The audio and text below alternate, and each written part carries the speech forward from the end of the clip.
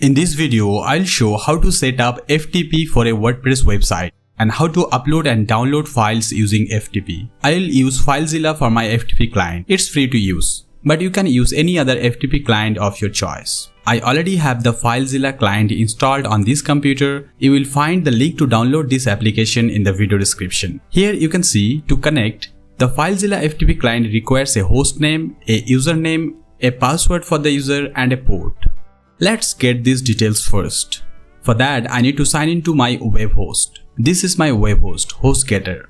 I need to go to the cPanel on the web host. I'll click on this Go to cPanel, and under the Files section, I can see here the FTP accounts option. I'll open it. Here I need to create a new user. I will create a new user with PG, and it will have this @wptrialzone.com at the end. So the new user will be pg@wptrialzone.com. I need to create a password for this FTP account. I will use the password generator here. I'll use this password. I'll copy it and put it into a notepad, and I'll use this password.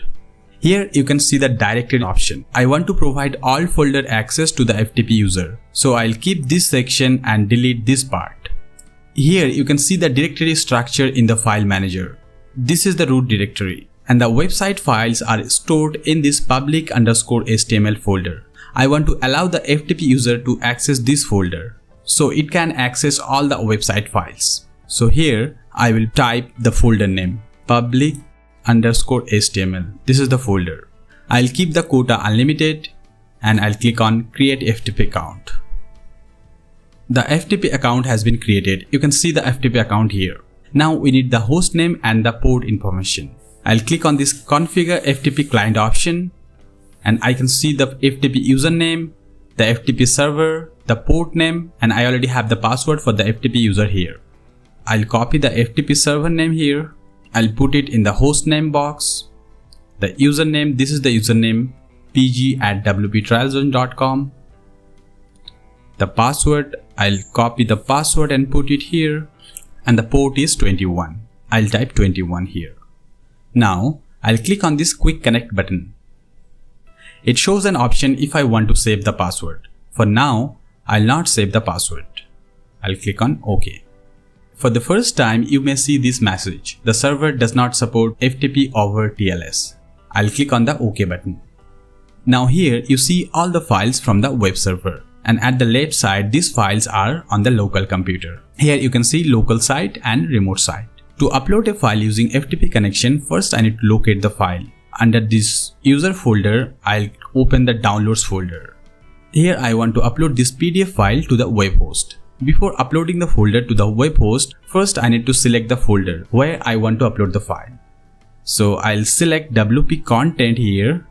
This folder is now selected. Now I'll right click on the file and select upload. You can see the status of the file upload. The file has been uploaded. I can see the file here. If I go to the file manager, open the WP content folder, I can see the file. So the upload was successful. Now let's download a file using FTP connection. I want to download this index.php file from the web server. Before downloading, I need to make sure I have selected the correct folder where I want the downloaded file. The downloads folder is selected. Now I'll right click here. I'll select download. The file has been downloaded. If I go to the downloads folder, and I can see the file here, index.php. Using the FTP connection, you can upload, download or delete any files on the web server. When you are done with your tasks, you can disconnect the connection using this button here. Disconnect from the currently visible server. I'll click on this, and the web server is not connected. You can save a connection setting in FileZilla. This is very useful if you frequently need to use FTP connection. I'll click on this site manager option.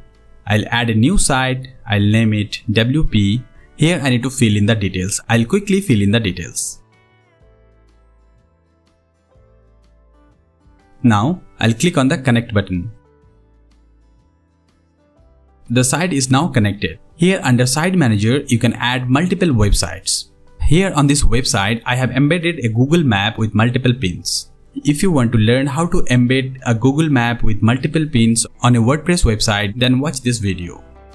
Thank you for watching. Please hit the like button and subscribe to the channel.